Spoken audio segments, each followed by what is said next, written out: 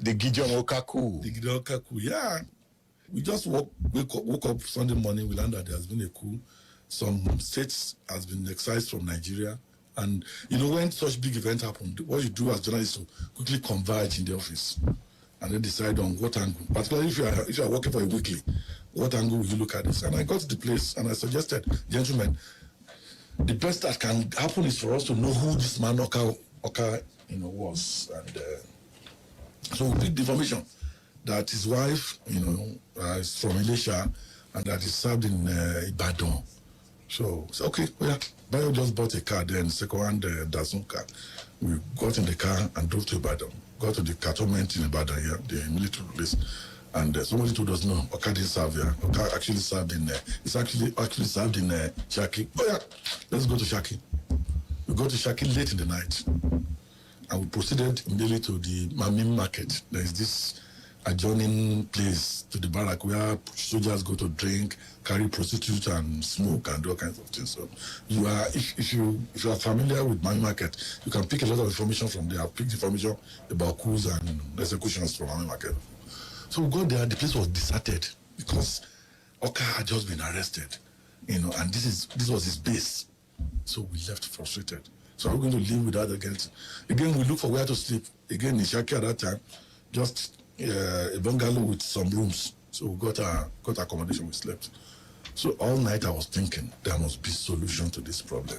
So we woke up, we met in Bayo's room and said, look, this is a military officer in charge of this place. It must be known by the banker, by the bank manager of the banks here. It must be known by photographer in this town. So either of those people can give us information. So as we were stepping out of the hotel where we slept, I just saw a guy. Say, that's my classmate in Ife. The publisher of City People now. He just called his name. The guy jumped at us. We are here. This is why we are here. I used to go play lawn tennis with him at the barracks. Do you have his photograph? He said, no, unfortunately, I never took photograph. So, and I said, okay, where is the major photographer in this town? So he now pointed to the place to us, and then he followed us there. I met a young girl, about 15, who was an attendant in the photo shop. And I said, come on, we were here the other day to take photograph. We have not been able to collect the photograph. Where is Oga? I said, my Oga traveled. Okay. Can you please let us even look at it to see if the photograph was good or not good? He now brought out photographs. So no, it's not in these photographs. We couldn't find the photograph. He now brought out negatives. When he brought out that negative, I looked at it, I could see the little beret. I said, Coke, this girl, we are thirsty. Take money, go and buy Coke for me. So I gave her the money. She left to buy Coke. So I started pocketing the negatives. I took as many as I could. And he came back. Oh, this Coke is hot. Whatever. Oh, no, we're looking for cold. We say, the woman next door who said Coke, the place is far. We have to take another money. Go and get cold Coke.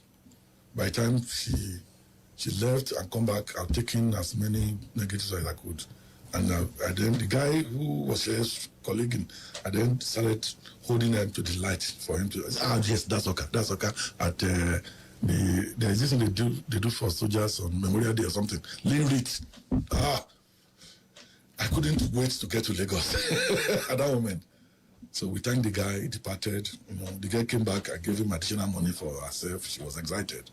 Off to Lagos we got. She didn't know that you had taken some negative. She didn't know. You stole the negative. Practically stole. So guerrilla journalists can steal. Information. And then plead to God to forgive him. Did you plead to God? Daily. To forgive you? All my transgressions. So we got to Lagos, quickly rushed to the studio to print the photograph. Lo and behold, it was Orkar. And then we gave it to our national daily paper. That was the first photograph Nigeria saw of Orkar who was arrested.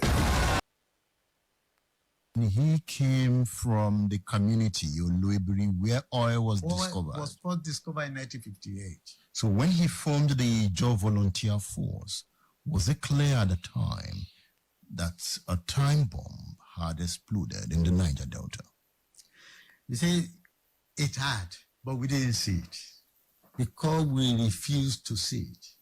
And because at that time, oil was not too significant in our revenue calculation.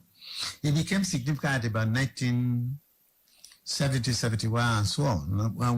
When oil came in 1958, it was not important. In fact, if it was important, I'm sure the British wouldn't have left. They would still be here.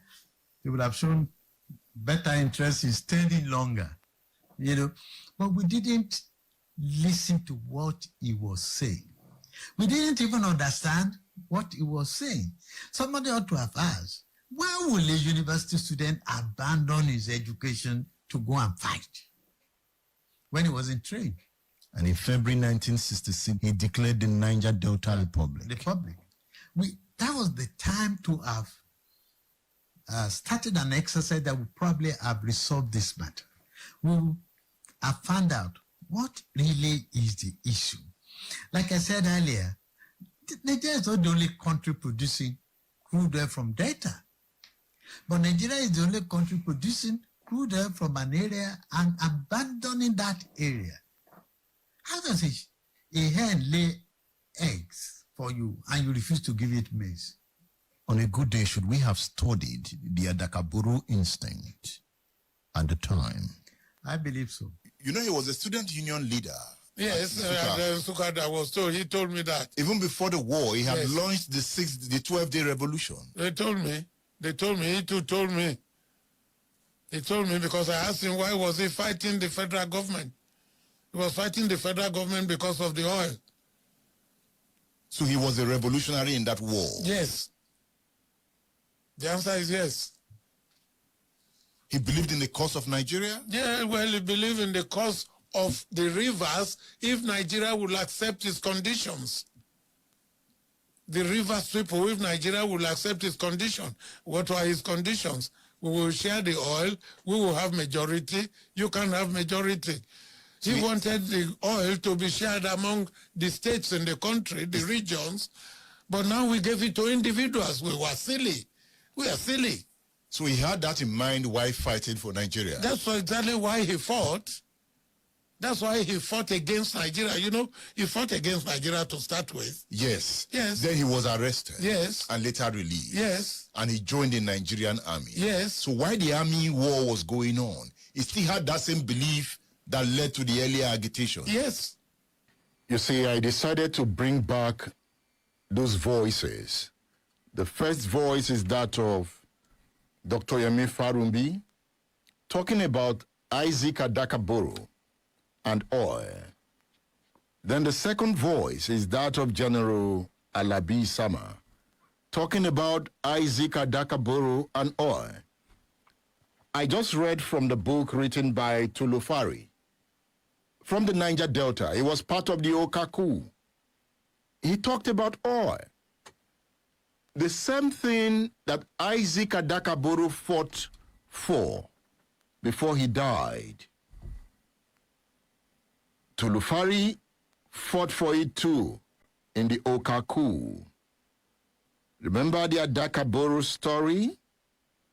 On February 23rd, 1966, Isaac Boro, an Ijaw man, declared the Niger Delta state as an independent republic. Federal troops are mobilizing to crush the rebellion. And they did. The nation watched.